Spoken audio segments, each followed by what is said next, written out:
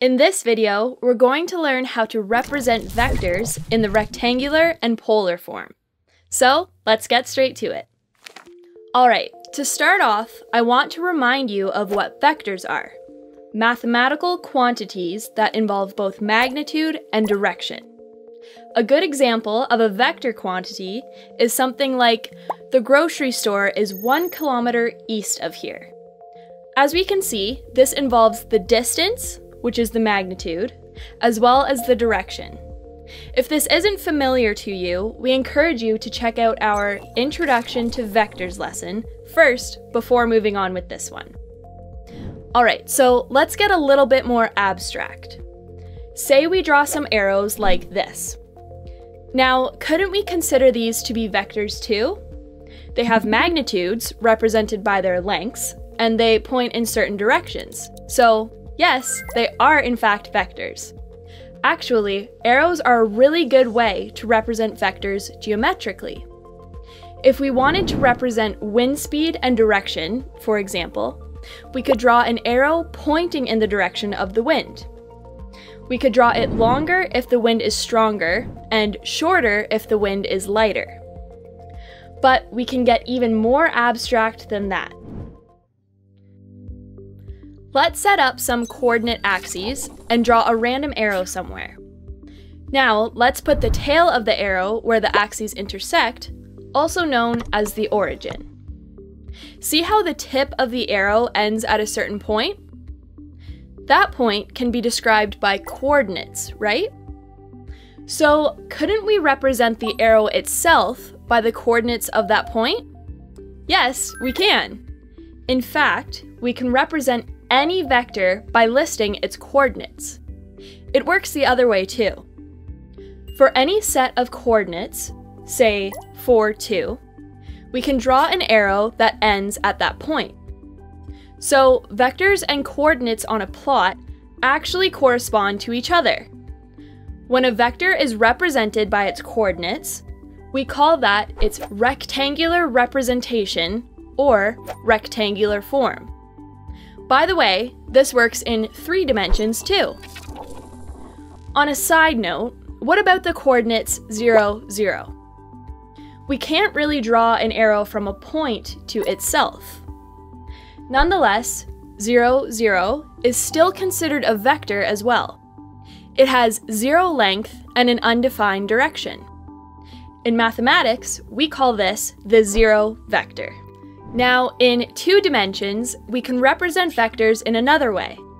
Instead of giving its coordinates, we could specify its magnitude and its angle from a given axis. We usually choose the positive x-axis and measure angles counterclockwise from it, like this.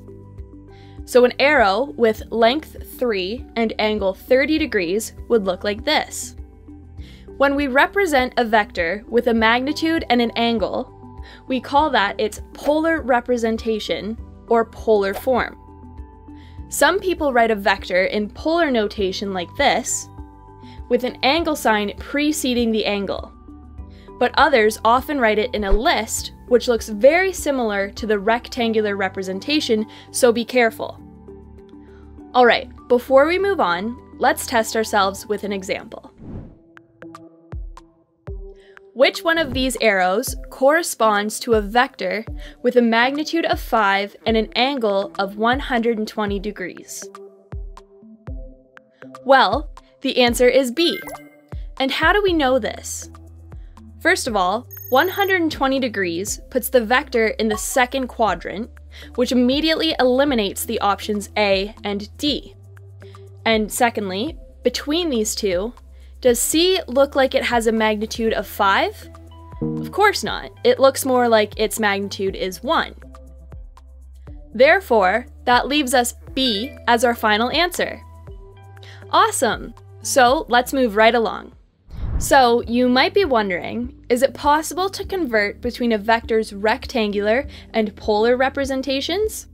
Well, certainly. Let's first look at an example of how to convert a vector from the rectangular form to the polar form. Consider the vector 2, 2. We can actually think of this diagram as a right-angled triangle, like so.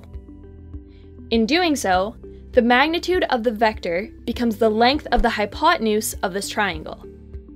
So we can actually use the Pythagorean theorem to calculate it. Let's bring up the formula for it just to refresh our memory. Plugging in the respective values gives us the following.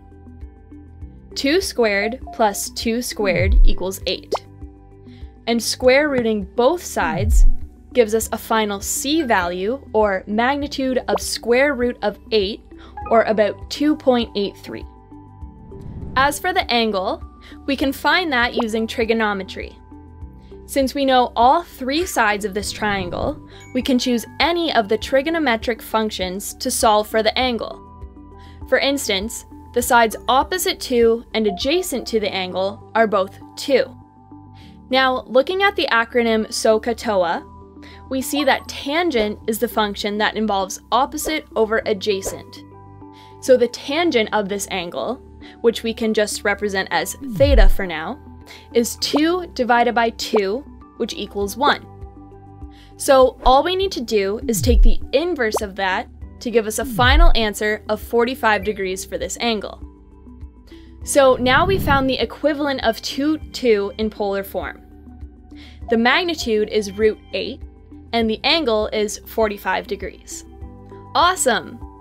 But what if we want to go the other way around, from the polar representation to the coordinate representation? Well, that's a matter of simple trigonometry as well. In fact, for a vector with magnitude r and angle theta, the x-coordinate is r times cosine of theta, and the y-coordinate is r times sine of theta. So these are the formulas that give us the conversion.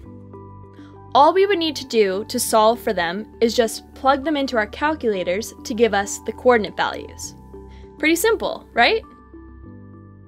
Alright, so we've reached the end of this lesson.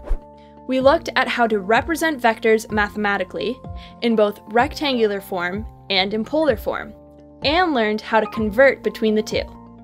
So, make sure to keep practicing, and we will see you in the next lesson.